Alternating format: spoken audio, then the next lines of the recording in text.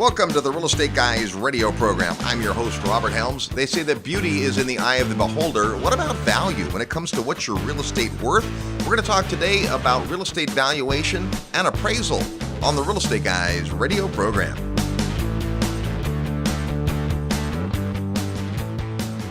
Hey, this is Brad Sumrock, and I'm sure you've heard me before on the Real Estate Guys radio show. And today I'm just really excited to announce for the first time ever our Apartment Investor National Conference. I wanted to put together some of the best speakers on the planet. I wanted to put together brokers, service providers, investors that are buying multifamily properties and making money in today's market right now all over the country. So Russ and Robert with the Real Estate Guys radio show, we're going to be there speaking and teaching. We actually have Grant Cardone, Mr. 10X himself, Uncle G. And many of you may not know, but he owns thousands of apartment units. We have Tom Wheelwright, who's going to talk about how you can save a lot of money with your apartment investments as a result of the new tax laws. And so we just have an amazing lineup of apartment investors that have made over $1 million investing in apartments. This event is going to be August 18th in Dallas, Texas, and I'll look forward to seeing you there. Join Tom Wheelwright, Grant Cardone, and the Real Estate Guys with Brad Sumrock at the National Apartment Conference, Saturday, August 18th in Dallas, Texas. For details, send an email to bradconference@realestateguysradio.com. That's bradconference@realestateguysradio.com. Welcome to the Real Estate Guys radio show. I'm your host, Robert Helms. With me, as usual, financial strategist, co-host Russell Gray. Hey, Robert. You know, it's interesting. We did all those shows on profitable niches, and then we had an Ask the Guys show. And last week we talked kind of head in the clouds a little bit, but people are wondering, the economy is so good, and yet there's all these hearkenings of what could be trouble and so forth. And I know people's brains are spinning. And it's time to bring us back down into the weeds a little bit and talk reality. And a subject that is pretty near and dear to my heart for a longer story than we have time with is real estate appraisal, understanding valuation. And what appraisal is a third-party opinion of value. And it is a critical component for real estate investors to understand. It's really interesting because obviously I have background in mortgage company, and appraisals were very important because we had to have documentation.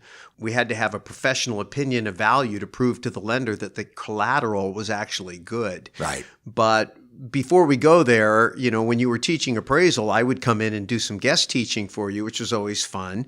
It was really interesting to me how many people were in the appraisal class that weren't in the appraisal class because they wanted to be appraisers.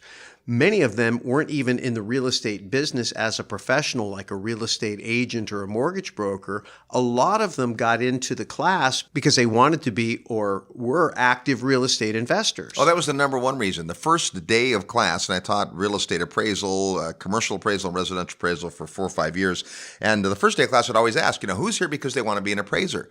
And I'd have a class of 70 or 80 people, and there'd be one or two, right? And then, who's a real estate broker or real estate agent looking to get some of your required classes? And then hands went up. But the vast majority of people were there for personal interest. I'm interested in this. And it's a profession that certainly merits consideration. There's reasons to like the appraisal. But I would always start the class by saying, who has a vested interest in the value of a property?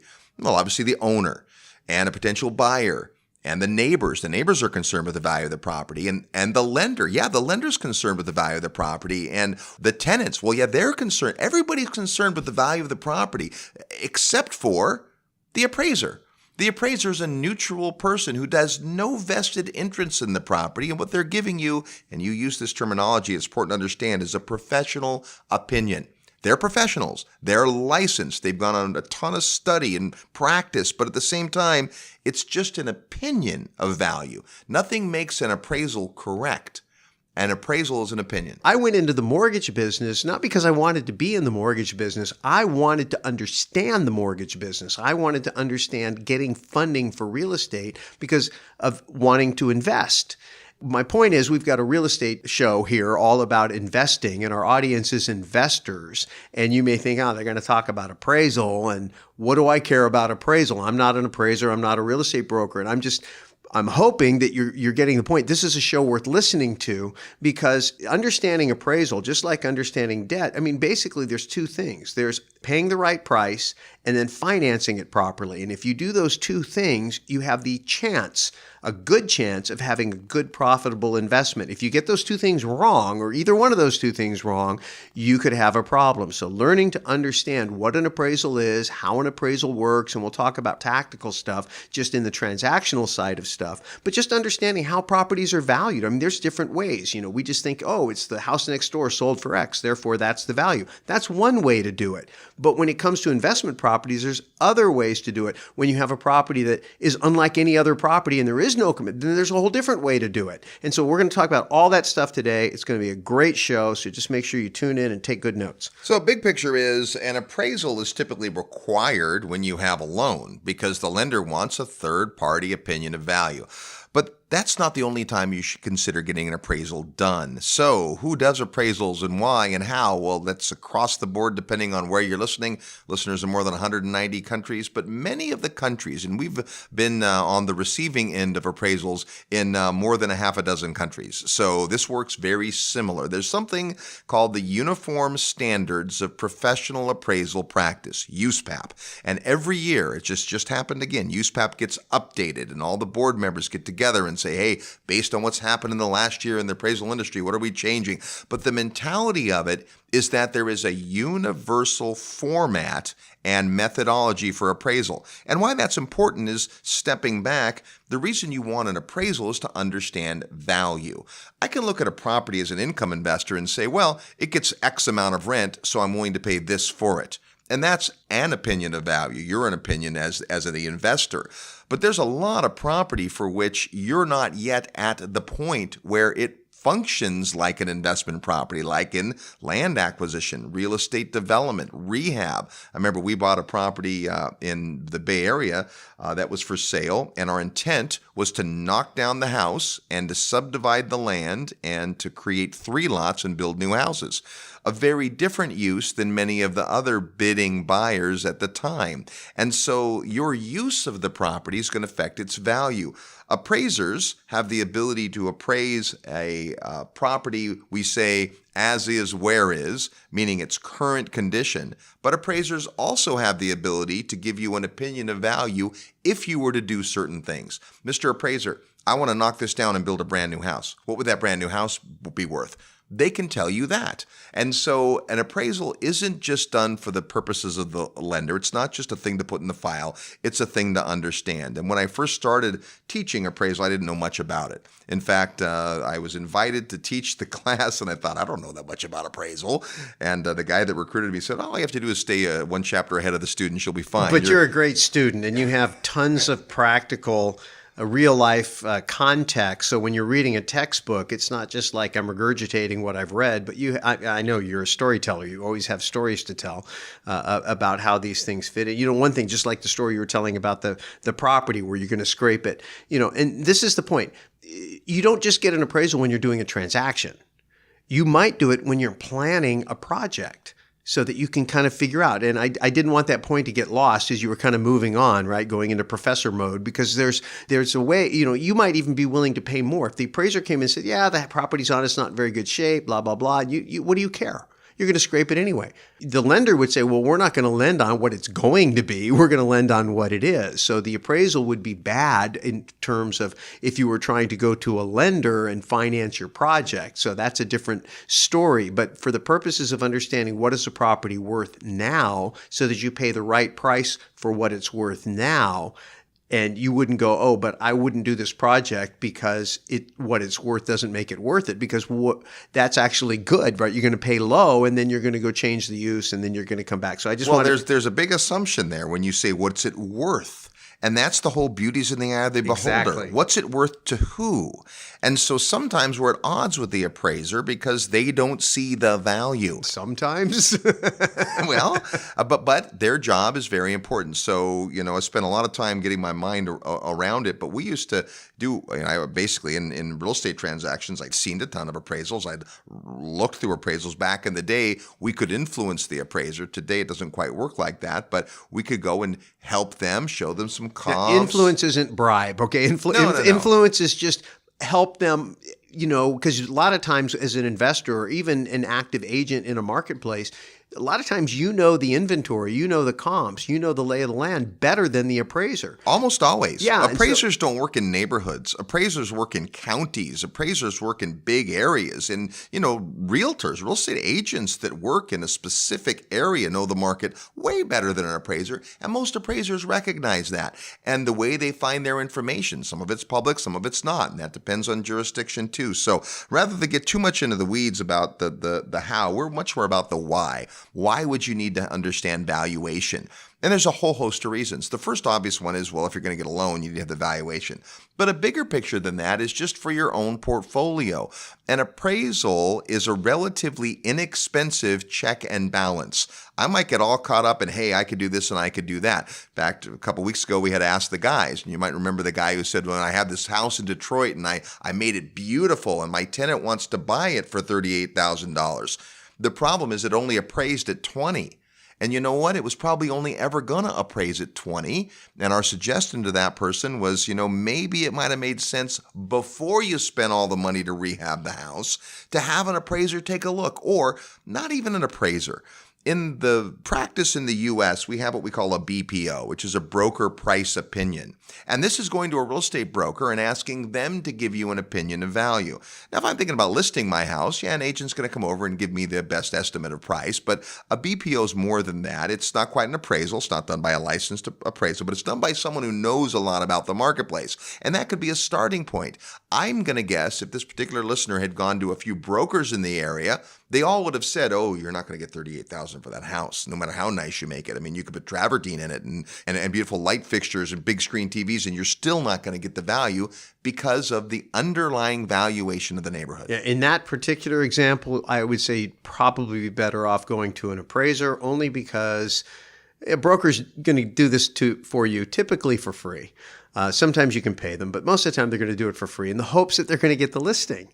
But you're talking about a $20,000 property or a $38,000 property. So, you might get actually a little bit better work if you pay the appraiser. Go ahead and pay, or offer to pay the broker. Don't try to do it on the cheap. You want a good estimate of value. If you're going to go put capital at risk, if you're going to go do an investment, put all the time and work to rehab a property, and you've got somebody just threw a dart at a wall, to do a goodwill act for you, hey, I'll give you an opinion. You just want to make sure you have a really good valuation when you're actually using it as the basis for which to make further investment. Well, sure. And, we're big proponents of always hiring the right people and paying full price for it and all of that. And appraisers are unsung heroes in a lot of ways because the foundation of valuation is on their shoulders, but you want to use that to your advantage as well. You're going to have a feeling about what the value of a property is. Say it's just a single family house you want to have as a rental property. You're going to have a feeling of it because you know the neighborhood, you've been looking and so forth. But what an appraisal can do is it can be verification, or it can bring up other issues that you may not understand. And so there's a lot of nuances about it. But I think the value of the property and what it's worth means more to you as the potential buyer than anybody. Here's one of the challenges that comes up in a rising market, and we've been having pretty good markets in a lot of places, and that is that when an appraiser looks, they can look in the rearview mirror, and if the trend line is up, the price they think it's worth based on the past is going to be lower than probably what it's worth in the real market. The problem is the lender is going to go with the appraisal and not necessarily with the market, and so sometimes you just have to be aware that's where we would get at odds with the appraisers, because they have to look backwards. The brokers are going to look forward. And you as an investor, and you, especially if you're doing a value add, are going to be looking forward. So don't be shocked in a rising market if sometimes that appraisal doesn't actually come in where you want it to. It doesn't mean that the house isn't worth what you say it is. It just means that the comps that are in the past aren't worth the same because you were on an upward trend line. A lot of jargon in there. We'll uncover some of that when we come back. We're talking about valuation of real estate, specifically how do we use a real estate appraiser and appraisal to our best benefit. More when we come back. You're tuned to the Real Estate Guys radio program. I'm your host, Robert Helms. Need help with your real estate investment portfolio? Check out the resources page at realestateguysradio.com.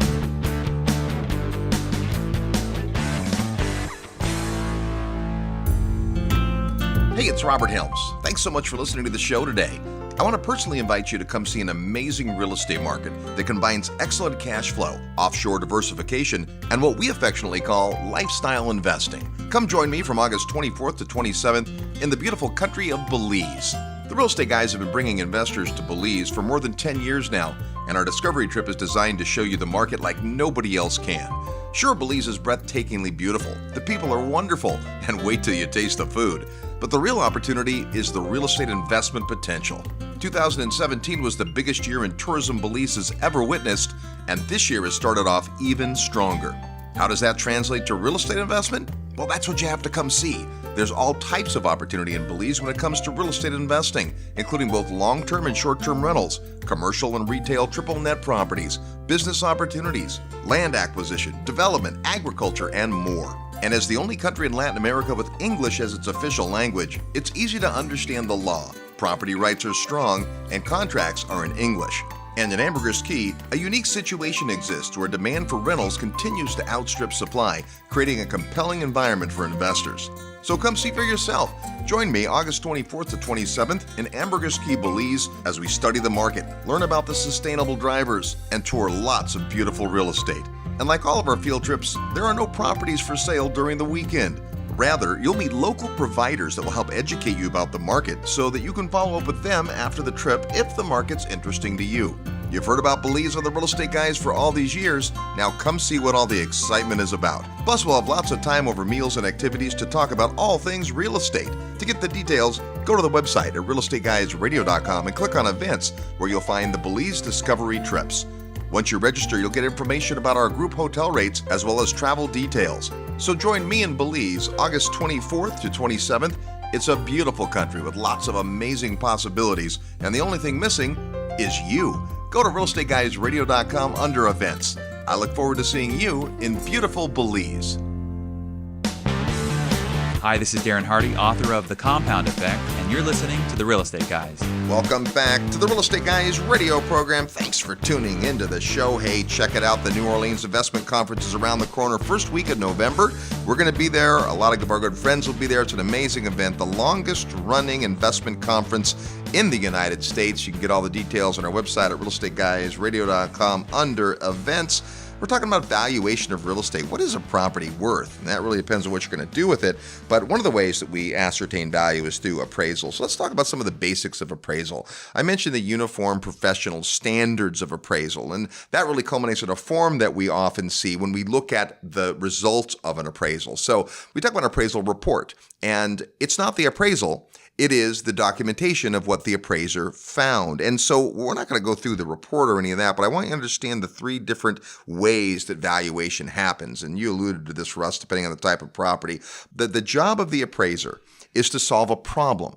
And that's how it's worded. The problem is, what is highest and best use? We love that terminology. It's borrowed right from appraisal, but I like it in terms of personal development, but it also works in real estate. If I have a piece of property, what's the highest and best use for this? That's the challenge or problem the appraiser is trying to solve. And then how do I know, quote unquote, what it's worth?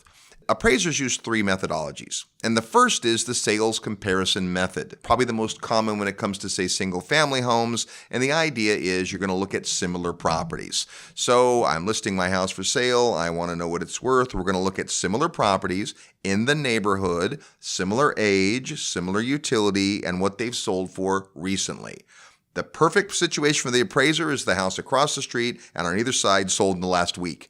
Then they'd have great information to say, well, then your house is worth this. Now, not every house is the same. So what the appraiser has to do is make adjustments for features or benefits of your property compared to other properties. If you have a 3-bedroom and there's a 4-bedroom across the street, then they're going to subtract some of the value from the 4-bedroom house to get it your value. So sales comparison method, we're looking at the valuation of similar properties.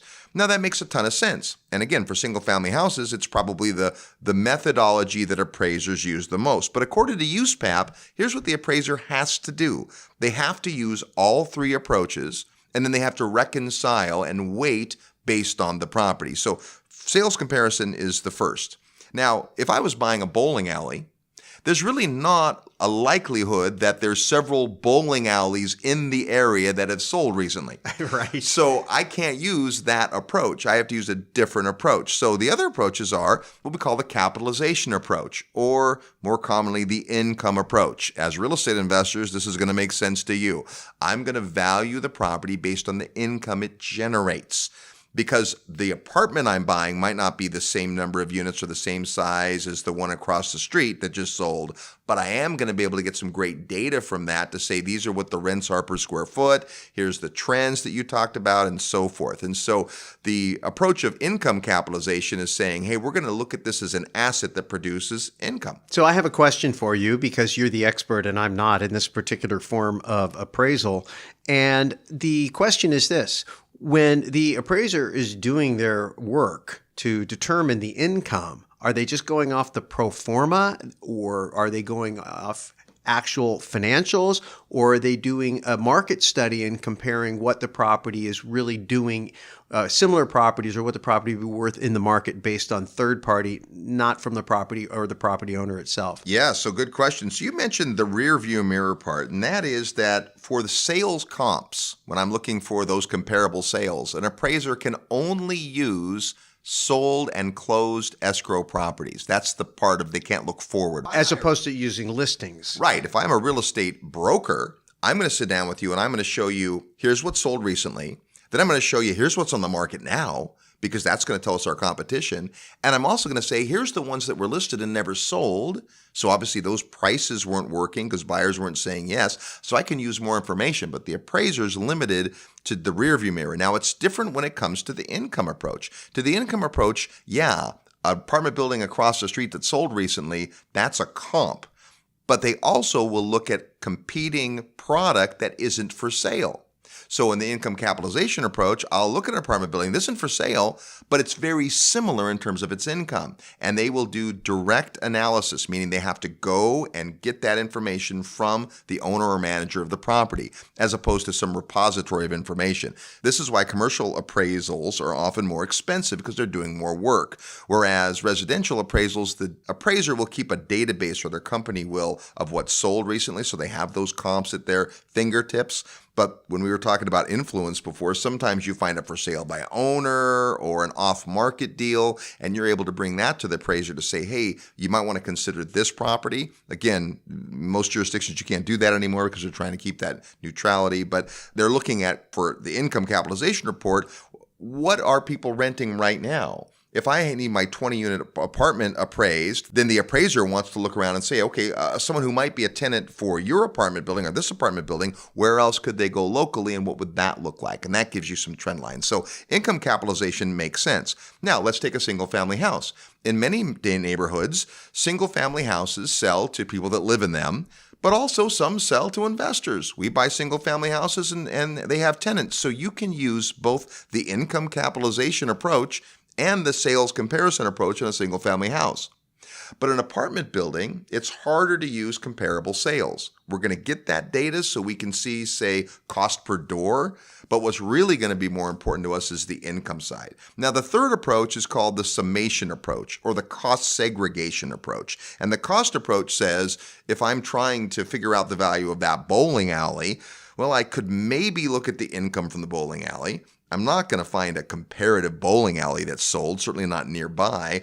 But what I can do is figure out what would it cost today for the land and for the construction and for the development. And then they use what they call the age-life method of figuring out the improvement value. And that's a lot of words, but it's as simple as this. Hey, the bowling alley is 20 years old. So I can't just say it would cost X to build one today. I have to say it'll cost X to build one today, but I'm going to take a deduction for the fact that it's 20 years old. It's like depreciation. It's exactly like depreciation. Now, when we think of depreciation as real estate investors, we think tax depreciation, right? We're going to take the improvements on a property and we're going to depreciate those for our tax purposes, our phantom expense.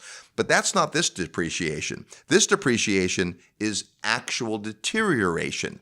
The building's 50 years old, it's not in the same shape as it once was. But the summation approach is what we use if we were analyzing an airport or a baseball stadium or any kind of one-off building.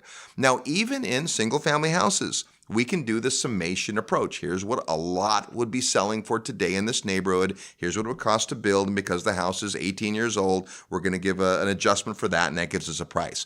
So the appraiser's job, their mission, their problem to solve is to look at the value based on these 3 different methodologies and then to weight accordingly. Meaning, if I'm a single-family home residential appraisal, I'm going to give the majority of the weight To the comps. to the comps, to the comparable method. I'm going to look at the income a little bit because there's some rentals in this neighborhood, and summation just to make sure I'm checking, from multiple angles. If instead we are doing an appraisal on a 75-unit apartment building, then I'm probably going to weight mostly to the income approach. Well, it's interesting because after the financial crisis, we kept going around telling everybody and experiencing in many markets, you could purchase properties below replacement cost. Yeah. So the summation approach would say, this property is worth this, but the market is saying, no, it's not, based on the comps. Well, when that's the case, it's probably a pretty good idea to ignore the appraisal, not to overpay, but in terms of whether or not it makes sense to buy. Well, this is a great point, because when you get the appraisal back, and this all depends on who the client is. If the lender orders it, you may or may not see it, but usually the buyer's going to get a chance to review the appraisal, sometimes with their broker. When you read the appraisal, you don't take it at face value ever, because again, it's an opinion of value. Yes, a professional opinion, but still an opinion. You know what your ultimate use is. You know what you can and want to afford. So you read through the report and you have to ask yourself, do I agree with the premise? Do I see the appraiser's point of view or not? And nothing says you have to. And we'll talk about later in the program, what do you do if the appraisal doesn't work for you, right? And those kinds of things. But just understand that you're going to hire somebody, or your lender's going to hire someone to come up with their opinion of value, keeping in mind they're completely detached. So we get all caught up in the value as an investor, whether we're the buyer or the seller. Sellers often have an overinflated idea of what their properties are worth. Buyers, the other way around. Buyers always want to get a deal. The appraiser's job is to be neutral in saying, absent duress, absent any undue motivation, here's what a property's worth. Well, I think if you're being creative and you're planning to go in and you have a business plan for the particular property, it's a value add of some sort, or you're going to change the use, whether it's zoning or whether it's a floor plan, or you're going to add a room, do some type of a redevelopment, or just whether you're going to rehab it or scrape it like we talked about earlier and build something completely different. I think the point is that the appraisal isn't gospel. I think that's the point you're making. It's a starting point to have a negotiation first with yourself. Does this deal make sense based on what I'm planning to do? And the more creative you are, the less likely the appraisal is going to accurately reflect the value of what you're going to do. And you may decide, hey, you know what, it's worth it to pay a little bit more. Now, when you go down that path, you say, yes, but I'm not going to be able to get a lender to work with me because they're going to pivot off the appraisal. But just because the appraisal didn't come in doesn't, you don't have to use a conventional lender who's going to require an appraisal. You can negotiate private lending. You could explain to a private group of syndication partners that, hey, this is our business plan. And even though the appraisal came in, and you have to have that so that you papered your file, if you will, but you explain, yes, we're going to overpay based on the appraisal. But based on the business plan, it's not going to matter because here's the return on our investment, because here's what the property's worth when we're done with it. And it looks like, whatever it is we're going to do. So the appraisal's interesting, but really what matters is the business plan and the exit strategy. So again, don't get too hung up on appraisals being gospel, even though they kind of are to lenders, especially conventional lenders who are just going to check boxes and either it fits or it doesn't.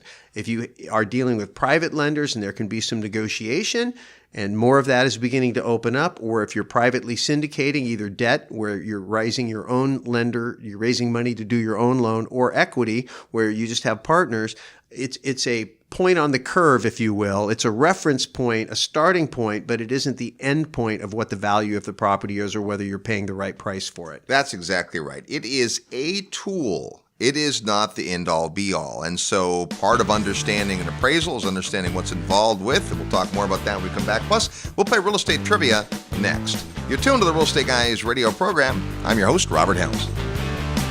Live nationwide. You're listening to The Real Estate Guys. Find out more at realestateguysradio.com.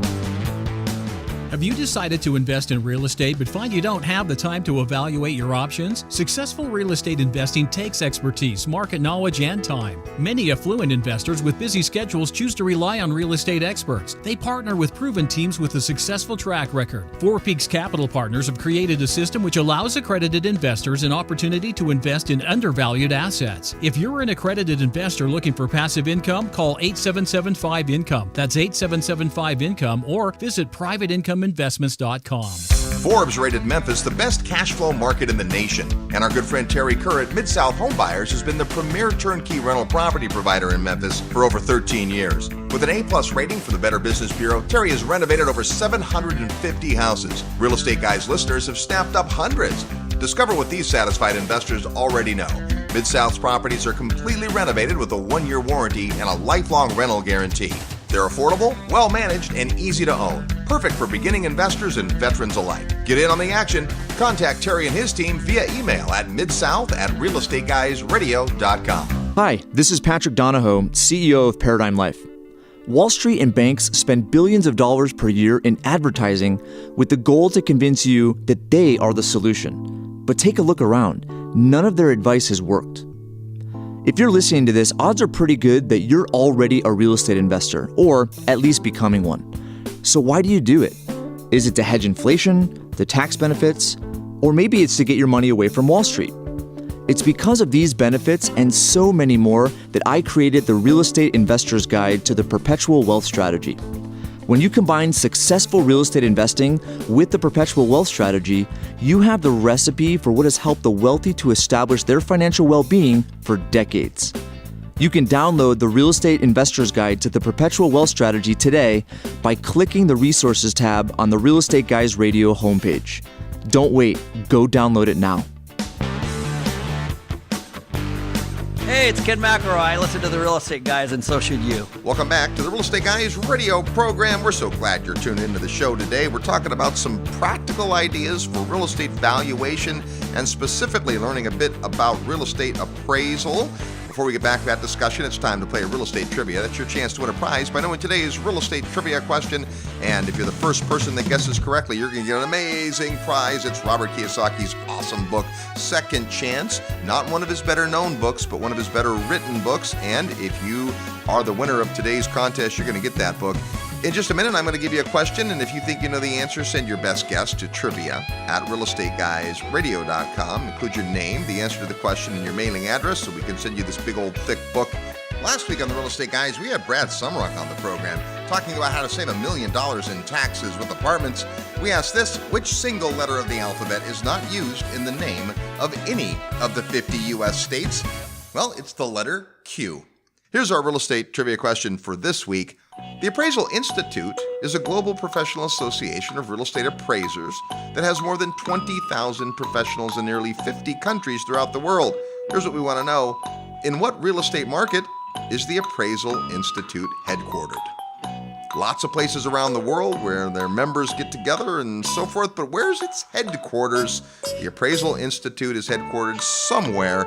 If you know where, send your best guess to trivia@realestateguysradio.com. Include your name, the answer to the question, and your mailing address. Because if you're the first with the right answer, you're going to get a copy of Robert Kiyosaki's awesome book, Second Chance. That's today's real estate trivia question. We're talking about valuation of real estate. That often means that we get a third party to give us some validation, and that's typically done by an appraiser.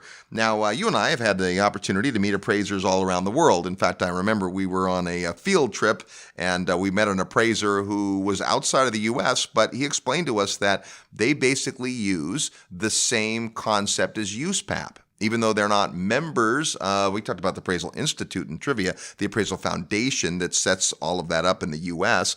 Even though they're not, they use the same methodology. And having had appraisals done in other places, we see that they talk about the comparable market approach, the income approach, and the summation approach, and they reconcile those to come up with value.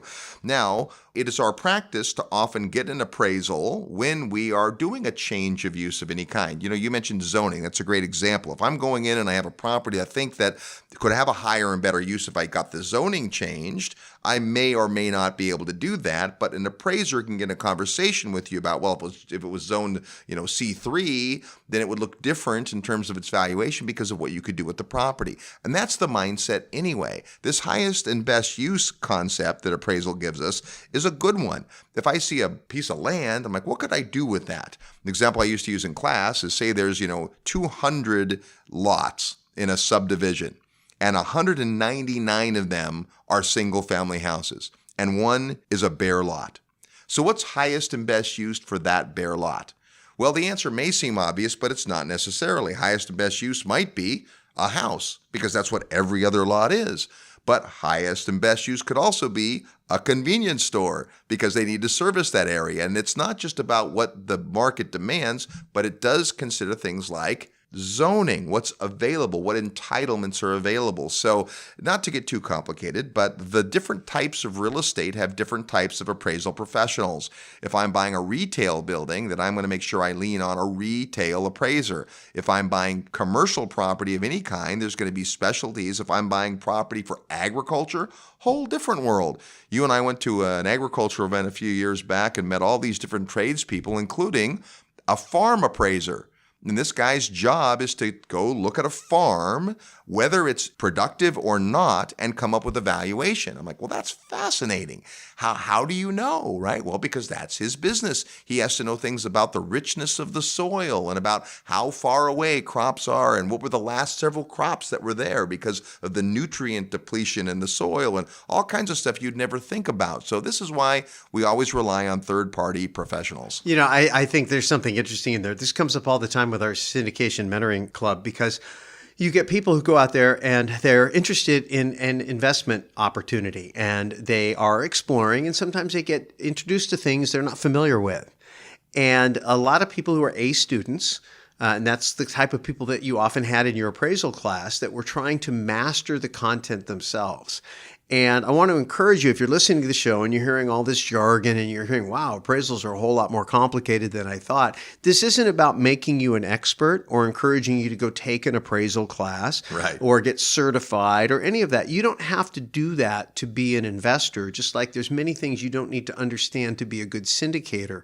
What you do have to do is be conversant. You have to have enough knowledge that you know when to hire an expert and what kind of an expert there is. And so the point that you're making, Robert, which is a good one, is that even within the expertise of appraisal, there are sub-expertises. The same is true with lawyers. You could make the argument the same is true with accountants. We ask people all the time when we sit down with a potential provider, tell me about your current clientele. Tell me about the kind of business they're in. Tell me about the kind of problems that they come to you with and that you solve regularly. Because I want to know that that person is spending the bulk of their time and attention, because every human being, and these people are just human beings, they only have so much time to be experts on any one thing. And so you want to make sure that they're putting their time and effort into being expert in the thing that you need them to be expert in, which relieves you, and this is such a great relief, it relieves you of having to be the expert. And it allows people like us to dabble in a lot of different things, because we only have to know enough to know how to go get the help we need. So please don't be overwhelmed with all of this information or feel like, oh my gosh, I've got to become an appraisal expert. You don't. You just have to become conversant. Well, absolutely. You have to be aware enough to know which questions to ask and what makes sense. And I think part of it is that too many people just rely on what the appraisal said. And we're going to cover that before we're done. And also the fact that depending on your use, you can just hire a fee appraisal. I can have appraisal done on my house. I want to know what it's worth. And I'm going to have appraisal done. I'm going to spend a few $100s and I'm going to get a good opinion of value. That's great.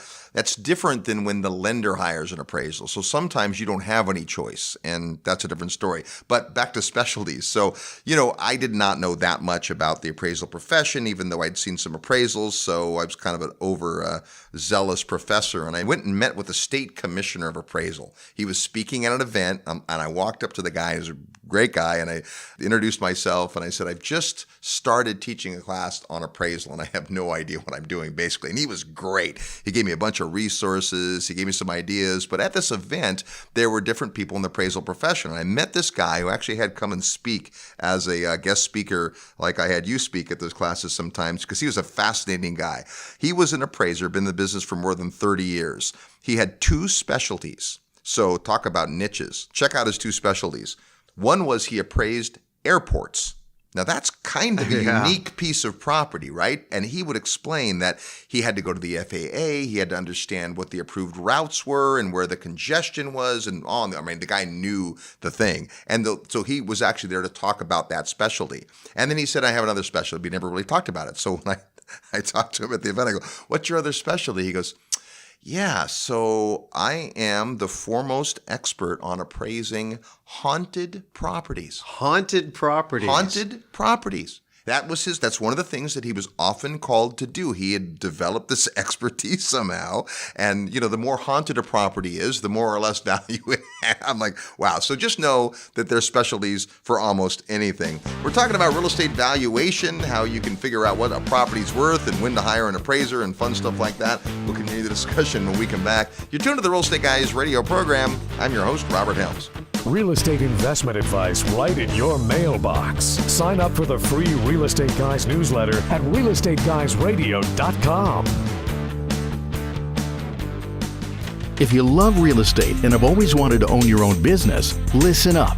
The Real Estate Guys and their panel of experts want to teach you how to go full-time fast in the real estate syndication business. These next few years may go down in history as one of the best times ever to acquire investment real estate. There are deals everywhere if you know where to look and how to assemble the resources. The Secrets of Successful Syndication seminar will show you how to make big money doing big deals from a team of experts that have syndicated projects totaling more than $1 billion. Don't wait for someone to give you a raise or create a job for you. Attend the Secrets of Successful Syndication and learn how to build a team, raise capital, find deals, and make full-time money in 6 months or less. Go to realestateguysradio.com and click on events. All the big players use syndication as a way to diversify risk, optimize profits, and earn big money. You can too. Go to realestateguysradio.com and click on events. Did you know that industrial real estate is one of the most desired and highest return asset classes in the U.S. today? E-commerce warehousing, distribution, server centers, construction, and automated manufacturing are just a few of the businesses increasing the demands for industrial properties. And you can invest in commercial properties for as little as $50,000 by utilizing experienced syndicators with the track record and experience to locate, negotiate, vet, and manage the best products in the best markets. Wilson Investment Properties is a national syndicator headquartered in Silicon Valley with a long, successful track record of investment real estate and commercial syndications. The Cincinnati Industrial Portfolio is an offering with 17% projected average annual returns and available while shares last. Email commercial@realestateguysradio.com for more information and private placement memorandum on this investment and for your free white paper on commercial real estate. Again, email commercial@realestateguysradio.com. Hi, this is Steve Forbes. You're listening to The Real Estate Guys. Have fun. You'll learn something. Welcome back to the Real Estate Guys radio program. Thanks so much for tuning into the show. We appreciate you listening, and tell a friend about the Real Estate Guys. Hey, coming up in September, it's the Secrets of Successful Syndication. If you've wanted to put together bigger deals and make more money using other people's money, coming out to the Secrets of Successful Syndication. It happens in Dallas, Texas. You get all the details on our website at realestateguysradio.com under events. We're talking about real estate appraisal and understanding valuation. And I think one of the things we want to make sure people understand is that the appraisal is often a cost, but the appraisal can also be a thing that can make you money. Yeah, so I think you're probably talking about using it in your negotiations. Absolutely. Yeah. Yeah, I mean, if you think about it, really, you got to have a starting point for negotiation. And if you're going to be using financing, most sellers understand that the lender is going to be bringing the bulk of the money. And so you've got to satisfy the lender. And generally, the contract has an appraisal contingency. Correct. So this now gives you the opportunity to kind of have a good cop, bad cop positioning, using the lender as the heavy who's forcing you to retrade or renegotiate this thing because what you originally agreed on isn't going to come in. Right. I offer $300,000 and the appraisal comes in at $280,000. So now you're at this stalemate. And here's how that works. If the appraiser says $280,000, then the lender's going to loan you, say, 80% of the $280,000 or the purchase price, right? Whatever's lower. And so the seller wants $300,000. You've agreed to $300,000. And now it comes in at $280,000. So most sellers are going to say, well, you have to put in the other $20,000. You have to bridge the difference. But you can go in and negotiate and say, well, Mr. Seller, I made you an offer based on what we thought market value was. You had a price, I had an idea, we came together, had a meeting of the minds, but we're not experts. Neither one of you or I are professionals. So the lender brought a professional in whose opinion is it's not worth $300,000. So you know what? I can't pay $300,000. I can only pay the $280,000. And every other buyer that comes in behind me, if you say no to my offer, and let's see, there's nobody standing behind me right now. So, of course, there could be, and you're going to have to deal with that too. You may decide in a hot market you're going to have to come to table because the guy behind you might. Depends on how bad you want the property. And that happens. But just assuming, that it's the two of you, then it's like, okay, so let's have a conversation about how we can make this thing work. And it's a negotiation. And it's like, what are you, Mr. Seller, looking to get out of this? Maybe something that is non-financial. It's how quickly do you want to move in, move out? Do you want to have a rent back, or is there personal property involved? I mean, there's all kinds of different things, depending on the uniqueness of the property. The point is the appraisal is the beginning point of a negotiation, and then you can sweeten deals with something other than cash. Now, the one thing you do have to be careful of, depending on the terms of your loan agreement, is having additional debt that is not disclosed to the lender. So be careful about that. Yeah, absolutely. I remember we bought a house once that was furnished completely, and for the seller's convenience, he's like, you know what, I'm not going to use this furniture ever again, and I'll just include it, right? But it had a lot of value in his mind. He had outfitted this property. He'd only spent about 30 nights in it in 3 years. So it was virtually a brand new house, virtually brand new furniture. But the stumbling block was when the appraiser and the lender required him to sign a statement that said it was worth no more than $500. He said, well, that's not true. I'm like, well, the reason they're saying that is, and we actually got the document reworded to say that, yes, he was admitting it was worth no more than $500 on the open market, but that he was leaving it for his convenience. Because the guy spent a lot of money on the furniture, and he thought, I don't want to sign something that says it's worth only $500. But the reason is the one you alluded to, that the lender is basing the value of the property. So the other way to use an appraisal, though, an appraisal can be a very useful tool, not just in the negotiation on a sale, but when it comes time to set a valuation. We might decide to buy a property together. And we have a clause in our agreement that says, hey, if 10 years from now, one of us wants to buy out the other, how do we figure out what it's worth? Well, often you'll say in the contract, each will get an appraisal, we'll add up the value of those appraisals and divide by 2, and that'll be the price. So sometimes we need that third-party detached opinion of value for other business reasons than just purchasing. Yeah, well, and again, it's a starting point for a negotiation, and that's what you're trying to do. I mean, the most awkward point in a negotiation is a starting point. Like, who's going to put the number out first, right. And so typically in a normal negotiation, somebody's going to put out a number that's really high and somebody's going to put out a number that's really low, and then both people are going to be insulted, and then you go back and forth. And so this can kind of take the edge off a little bit. It narrows the range. It's like, okay, here we are. This is it. But the thing, like when you're short, like an owner carryback, they say, well, okay, I'll give you your price, but you got to carry it back. Just before you start getting creative like that, make sure you really work with your mortgage professional and understand the precise terms of the loan that you're targeting, because sometimes the lender's not going to allow you to have that kind of a situation going on. Well, and that's a good thing to bring up, because back in the day, right, before the big meltdown, the appraisal world was different. And every year they update USPAP, and there was a lot of that happening in 2008 and 2009. And one of the things that came from that is that that the lender typically is the person that hires the appraiser, owns the appraisal, and is the only one that can have any kind of influence over what they're looking for. But part of the concept in general for appraisal is that it's very common. In fact, it's the most common when there's a purchase contract. The appraiser knows the price. The appraiser is told this house has been sold for $300,000, and the appraiser's job is to quote unquote bring it in, meaning they're substantiating it. So it's not surprising that sometimes the appraisal comes in exactly at purchase price. But again, their job is to solve the problem of valuation. And if a buyer and seller have agreed to a price and the appraiser can justify that price, often they'll bring in that price. Well, that used to be the moral dilemma for appraisers because they were being chosen by the lender based on favoritism. And if you didn't bring the appraisal in, you didn't get selected. So Dodd-Frank cleaned that up so that you weren't allowed to do that anymore. And so the appraiser could really bring in a unbiased opinion of value. I don't know. I haven't dug deep into the latest Dodd-Frank revisions. They rolled back certain provisions, and so I'm not exactly sure what the current state of the art is because that's a fairly recent development. But we are trying to ease things up a little bit in some ways. We think we already know from a community banking point of view, we've covered that in our newsletter, that it's probably going to open some things up as far as availability of lending through community banks. But coming back to this appraisal issue, the idea was to keep the appraiser as neutral as possible and not influenced even by the prospect of losing business. Now, here's the challenge.